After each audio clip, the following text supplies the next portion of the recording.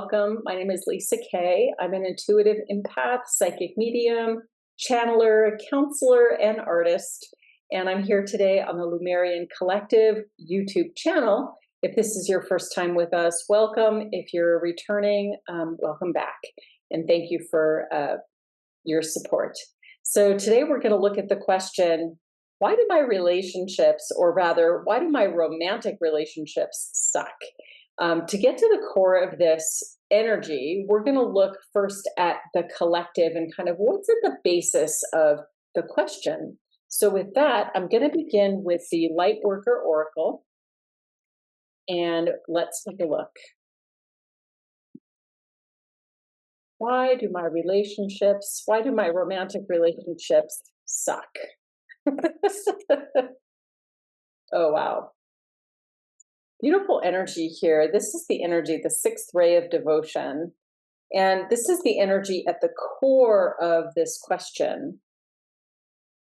For some of you, there is a belief or a pattern that as you're coming into this life, into this world, that you are meant to sacrifice. There's kind of two messages here, that you're meant to sacrifice part of who you are in order to, I'm getting multiple messages here. There's sort of a message at the soul level, and then there's a message at the I'm human, just doing my human thing level. So let's start with the soul level. At the soul level, there is an energy of love and connection here. There is an energy of coming into the world at a soul level with the knowledge and awareness that you are love, and that love permeates all that is. And that is part of what you are seeking when you come into the human form. At the human level, one of the core issues here that I'm seeing is this idea of sacrifice. It's also this idea that if I'm, this may not resonate for all of you, but will resonate for some of you. If I'm good enough, if I act correctly, if I do all the right things, then I will automatically draw in the perfect relationship. And what happens is, in that space, when we kind of give up our autonomy, it's totally unconscious for most of us, but when we give up our autonomy, or we give up our boundaries, we end up attracting to ourselves relationships and things that are not always serving our highest good as a human in particular.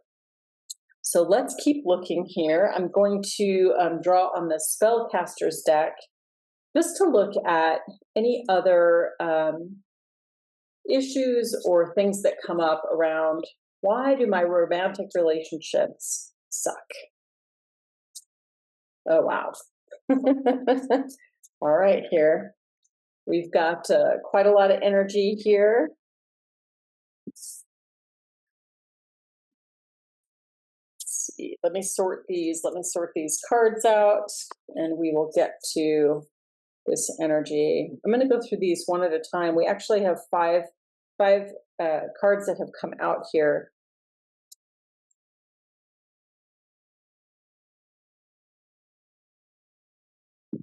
Why do my romantic relationships suck? Confidence is... Ooh, okay. So what I'm hearing is that for some of you, this will resonate in this way, that for some of you, your confidence, you're going into relationships where your confidence has already been damaged or harmed in some way. And so when you're experiencing that feeling of a lack of confidence and you're trying to enter into a romantic relationship, already on the side of this lack of confidence, you're already out of balance when you start that relationship. I also see for many of you, there's an element of lack of trust or challenges with trust. And again, this message is really for those of you who resonate with this idea that your romantic relationships suck. This is not for everyone. So please take the messages as they resonate, leave the rest behind. Trust is a huge issue here for many of you, particularly around This is self-trust. This is trusting in the other person. This is trusting the process, trusting the journey. And for some of you, I'm seeing this energy very clearly that it's like how would I want to describe this? It's like your version of trust is actually a little bit skewed. You think on some level that trust is kind of giving up all your boundaries and all your like common sense in a way, and just like diving in. And this is a little flawed. Spirit's telling me, like, yes, this is a little bit flawed. Trust, real trust, is something that's built and earned, and it's based on having good boundaries. You can't develop real trust unless you have real boundaries. Otherwise, the trust that you think you have is actually false trust, because there's nothing in the connection or in the relationship that's actually earning or building that trust, if that makes sense. We also have this energy of clarity. This is a really interesting energy, and the vibe I get from this energy is that for some of you, you are so focused on having a relationship or having a certain kind of relationship that you will almost convince yourself of that person is the right person for me, and you will persist through that experience regardless of whether they are actually earning your trust or not, regardless of whether that person is actually showing you that they are the right person for you. So being mindful, this is an energy, like this energy is like a sword energy. It's like this very determined quality. It's a little bit of a masculine energy as well. Yeah, just like I've made up my mind, I'm going in that direction, I'm cutting through the crap. The challenges that you end up in situations that do not earn your trust, and that you end up on some deep level not trusting yourself, like not trusting the relationship, because you have a conscious awareness that you've done this behavior, that you've just cut right to the chase, and that person didn't really have to do anything to contribute. So for some of you, this is why your romantic relationships suck. For others of you, oh honey, if you're a Libra like me, I have 7 planets in Libra. This is a total air energy, and it's all about like the airy-fairy dreams, the fantasy of what relationship could be, what you think relationship is, how you want relationship. And the problem with this energy is that your head is so in the clouds. It's very similar to some of the other vibration I was picking up on, but it's like the energy is your head is so in the clouds that you're actually not looking at what's in front of you. You're so attached to your dream and your vision of what you would like it to be. They're telling me there's another message here. For others of you, this energy is about your expectations can be so high that even when a relationship could be a good one, if they're not quite matching your expectations or, you know, checking all the boxes, you may dismiss actually a good relationship because you're not seeing clearly that the person in front of you is actually a good person or actually a good relationship candidate. Whew. And then finally, we have this energy of well-being. This energy to me looks like twofold again. There's 2 energies here. For some of you, this is an energy of not being vulnerable enough with the person that you're with, who could be a good candidate. And I would even describe this as a little bit of selfish energy, not to be confused with self-care energy, but more around the energy of I've been hurt, so I'm kind of guarded. And so I'm going to hold all of this stuff to myself, and I'm going to expect you as my potential relationship partner to be able to handle that and understand that, but I'm not going to tell you what it's about. For others of you, this is more of a codependent energy where you find your well-being in another person, or you put their well-being before your own. So yeah, that kind of all makes sense, right?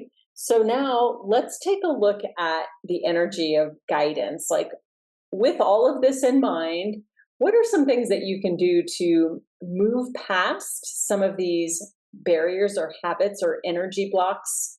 We're going to use the spellcasting deck again.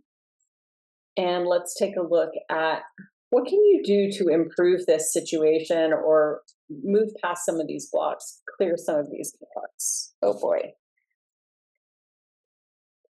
What can you do to move past some of these blocks?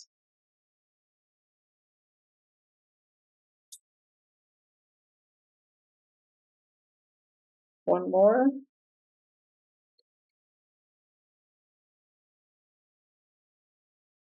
Right. Oh my goodness. Wow. Ah. I actually feel like for some of you who are watching this video, some of you are in a deeply committed relationship. And you have the perception that your relationship sucks. There's some more energy here for you about that. So let's see, we have five energies again. I'm going to go through each one of these. Show you the images there if you can see them. So we're going to start with compassion. And this energy is, yeah, this will kind of go across the board regardless of which of those patterns that you really resonated with. Compassion energy is learning how to kind of take a step back, have some love for yourself and your own process and your own experience, and have love for the process and experience of the other person. And I would always say too, we're not talking about abusive relationships here, right? We're talking about relationships where maybe, there's a mismatch of energy, or there's a little bit of missed expectations, something like that. This is not related to abusive relationships. I do not condone that, and that's not what I'm reading about here. So compassion for yourself and others, being in that energy allows for some space to open up between you and the person in question. And it also it's a little bit related to these areas of trust, right? In order to have compassion, you have to be willing to trust, and you also have to be willing to let your guard down a little bit. Otherwise, it's hard to have compassion for yourself and others. This is an interesting energy, the energy of closure. This energy for some of you, twofold. For some of you, this is going to be the energy of actually walking away from a relationship where you already recognize that it's going nowhere. Like, this relationship is maybe the same pattern over and over again, and maybe you're feeling a little bit complacent in the current situation. And in order to heal and move past that and grow into the quality of relationship that you're really seeking, some of you may choose to end current connections. And equally, this is about ending patterns. If this reading is resonating for you, you're already aware of everything that came up in the reading. These are not going to be new concepts. They're not going to be like surprises. It's not going to be like, oh, I didn't know that about myself. This is going to be like, oh, I knew that about myself. And so finding ways to close out those old patterns that don't serve you anymore. This is the energy that came up for anyone who this is resonating for, who you might be in a committed relationship already. It feels like kind of a side message. It's sort of funny. This may be just for one or two of you, really. But the side message is, it's about, wow, there's energy here around sensuality, creativity, having that within yourself, really expanding on and exploring and diving into your own inner passion, like your own sensuality and your own creativity. This is an energy about being a divine goddess within, and it's kind of connected to this energy of confidence, that when you're able to hold space for yourself around this beautiful awareness that you are part of this divine goddess, this beautiful divine feminine energy, that you begin to radiate that out. And this allows your not only to attract the right kind of partner, but also to attract your partner into the right kind of relating with you, or the right kind of relationship with you. We have the energy of blessings. Actually, there's a lot of grief energy in this card. For some of you, I'm feeling a lot of grief. I don't know if this is related to a loss, or it could be, I'm not getting this strongly, but for some of you, it could be like a loss of self, like the grieving the loss of the self. I may come back to that one. Let's continue forward, and then maybe I'll pull some clarifying cards. And then finally here we have this energy of transformation.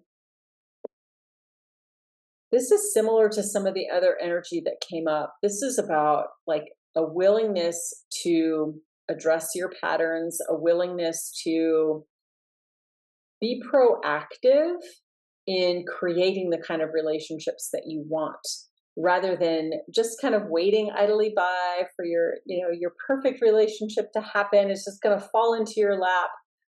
This energy is really talking about being proactive, being an active member of your experience. It's a weird way of saying it. I don't know where that came from, but you kind of understand the gist of what I'm saying.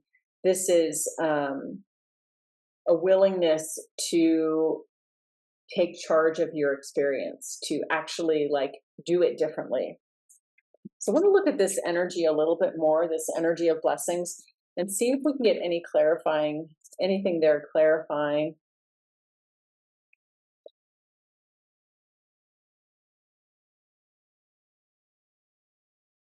All right, I guess this is the one. So interesting. Financial health is a very interesting energy.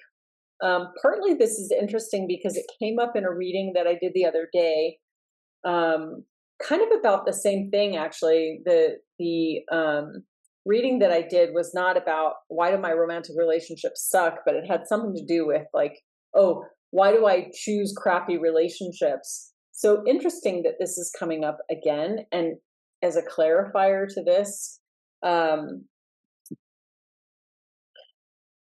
I wonder if this is about, for those of you who see romantic relationship as a stabilizing force in your life, romantic relationship, can bring a sense of financial security depending on who you're partnering with. It can bring a sense of stability into your life. And so for some of you, either you're just beginning to realize that relationships, that's not the purpose of the relationship that you want, that financial stability and security is great, but that's not fulfilling to you. So that may be that sense of grief that's coming up here. Interesting. I'm also getting for some of you that you are so financially stable and you have all of your own abundance that you kind of don't need a relationship or want one. And so there may be some inner conflict around that for you. So let's get a final message from the Lumerian, Beyond Lumerian deck. Let's just see what the final message is here for you.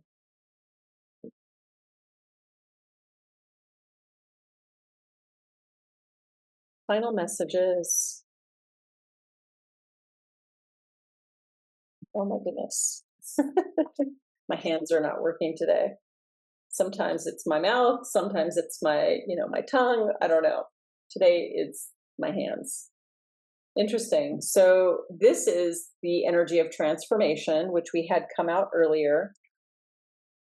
So kind of a re-clarifying of transforming, being willing to make different choices, transform your attitudes, beliefs, and patterns, and being more proactive in gaining the kind of relationship that you would like to have.